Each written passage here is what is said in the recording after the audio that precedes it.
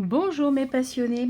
Donc dans cette vidéo, je vais vous faire découvrir dans cette 5e vidéo, je vais vous faire donc découvrir le magazine donc réalisation Point de Croix et ce sera le numéro 56. Voilà. Donc pour celles qui ont déjà vu les 4 précédentes vidéos, pour ce modèle-là, il était déjà dans la vidéo il y a 4 semaines. Donc, c'était la vidéo de présentation du magazine numéro 48. Donc, c'est pas grave. C'est un peu embêtant d'avoir toujours les mêmes réalisations d'un magazine à l'autre. Bon, heureusement qu'il n'y a pas toujours les mêmes, mais qu'il y ait des répétitions comme ça, je trouve ça dommage.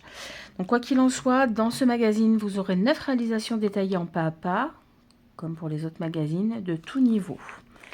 Donc on commence. Vous avez donc l'introduction, le sommaire, donc le matériel de base. Donc je vais vous représenter, hein,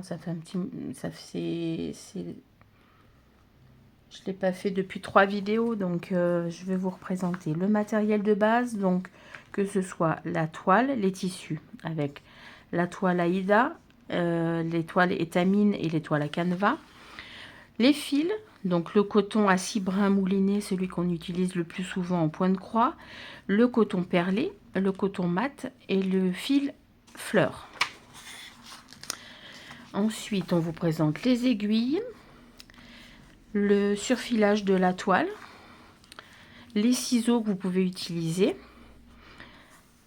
comment donc découper la toile, le pliage de la toile pour déterminer le milieu quand vous faites du point compté. Donc soit vous marquez, une fois que vous avez plié votre toile en 4, vous marquez le milieu avec un stylo friction qui s'enlève à la chaleur, ou un stylo qui est maintenant vendu, c'est des stylos qui s'enlèvent à l'eau. Voilà. Ou sinon, vous marquez le milieu avec du bâti. Ensuite, on vous présente les tambours et les cadres à broder. Et la finition des ouvrages, donc le lavage, le repassage et l'encadrement. Là, vous avez les différents points donc, qui peuvent être utilisés à la fois en broderie traditionnelle ou en broderie point de croix. Il y en a vraiment qui sont très très jolis. Hein. Voilà. Donc, première réalisation qu'on a vue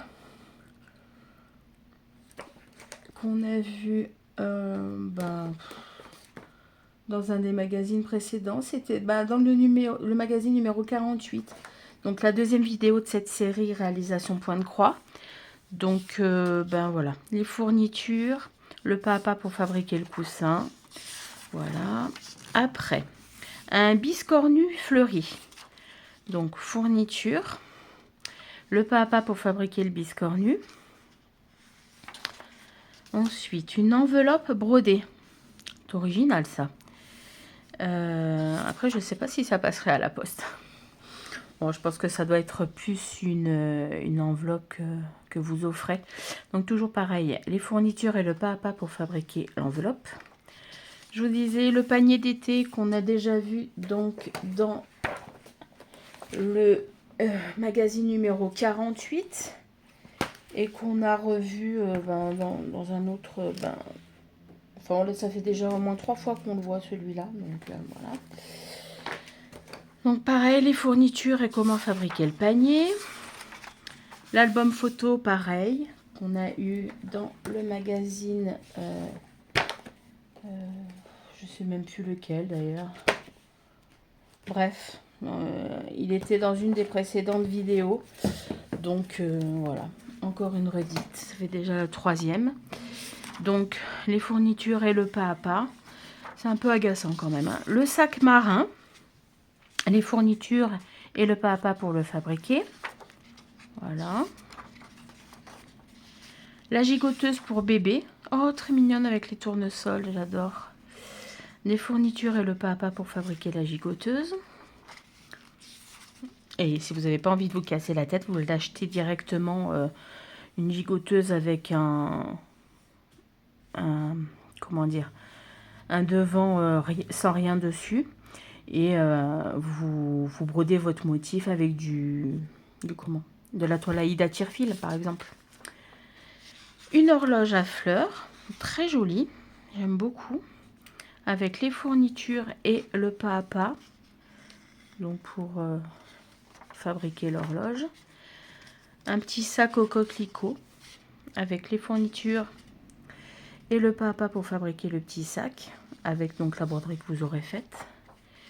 Voilà, et là je vous cache les grilles qu'il y a dans le magazine. Donc une partie des 9 réalisations, donc avec les 3 fameuses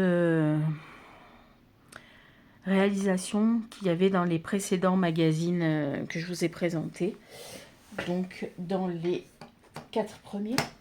Hein, donc je vais vous laisser sur cette vidéo en vous disant que c'est bien évidemment fait aussi bien pour les débutants que pour les confirmés. Si